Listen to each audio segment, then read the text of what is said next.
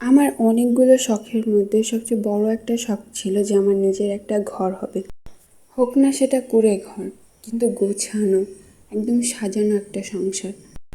আলহামদুলিল্লাহ, আল্লাহ আমার মনের আশা পূরণ করছে। আমার নিজের একটা ঘরও হয়েছে, কিন্তু ওই ঘরে আমি বেশি একটা দিন থাকতে পারিনি। আমি আমার হাজব্যান্ড যে 3 মাস ছিল সেই 3 মাসই ছিলাম। তারপর আমি আমার হাজব্যান্ড যাওয়ার পর 1 মাস আমার আপুর ঘরে থাকলাম।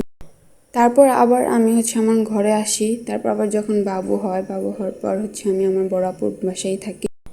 তো বাবুর যেহেতু 6 মাস, এখন আমি আমার ঘরে আসতে পারি না, কারণ পানি উঠবে। আর এই দেখো আমার ঘরের কি একটা বাজে অবস্থা। আমি প্রায় সময় এসে গোছগাছ করে যাই, তারপরও বাবুর জন্য প্রত্যেক দিন তো আর সেটা হয়ে ওঠে না। তো আজকে আসছিলাম, মেইন রিজন ছিল যে আমার কাচের জিনিসগুলো বাহিরে রাখা আছে, সেগুলো যে কোনো মুহূর্তে ভেঙে যেতে পারে।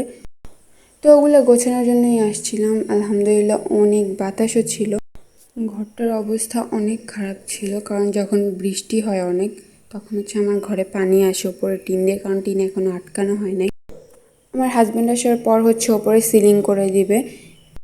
তো একটু আলো বাতাস আসার জন্য আমি সব কিছু খুলে দিচ্ছিলাম। এই আমার শোকেস। আমার এখন পর্যন্ত বাড়ির কোনো কিছু আমি কিনি নাই, সবই আমার আম্মু। তো আম্মু মারা যাওয়ার পর আব্বু এগুলো সব আমাকে দিয়ে দেয়, সবই নতুন। তো আমার শাশুড়ি আম্মা জঙ্গল পরিষ্কার করতেছিল, অনেক জঙ্গল হয়ে গেছিলো, অনেক ঘাস পাতা এগুলো হয়েছিল। তো উনি বলতেছিল যে যেহেতু পানি আসবে, পানি আসলে সাপ টাপ অনেক বাড়ে এইখানে, তো এগুলো এর জন্য পরিষ্কার করে রাখে। শুনে আমার ভাসুর আর আমার শাশুড়ি সবসময় এগুলো পরিষ্কার করে রাখে। তো আমি আস্তে আস্তে আমার কাচের জিনিসগুলো গুছিয়ে ফেলছি। আমার শোকেসটা অনেক খালি।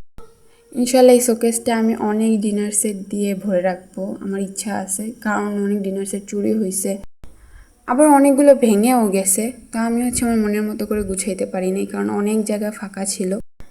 ইনশাল্লাহ একটা একটা করে করা হবেই, আজকে না হোক কালকে আমি ঠিকই করব। কারণ আমি আমার আম্মুর মতো অনেক শৌখিন, ঘরে টুকটাক জিনিস কিনতে বা একটা জিনিস করে ঘর সাজাতে আমি অনেক ভালোবাসি। আমার ঘরটা এখনও অনেক অগোছালো, আমি শুধু আসছিলাম এই কাচের জিনিসগুলোকে গুছানোর জন্যই। পরে আমি আবার কোনো একদিন সময় পেলে বাকি কাজগুলো করে যাব, কারণ আমার বাচ্চা তখনই কান্না করে দেয় আর আমার তাড়াতাড়ি ঘর থেকে যেতে হয়।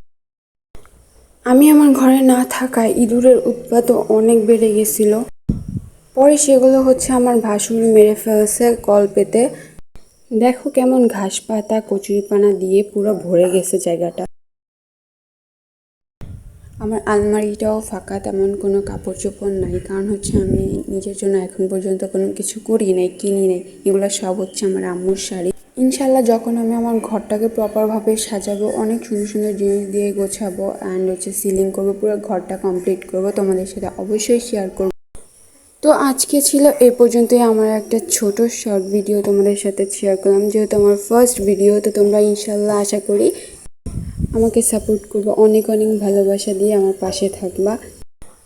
সবাই সুস্থ থাকো, ভালো থাকো, আর আমাকে উৎসাহ দাও যেন আমি আরও সুন্দর সুন্দর কোনো ভিডিও তোমাদের সাথে শেয়ার করতে পারি আমার ডেইলি লাইফ নিয়ে। আল্লাহ হাফেজ।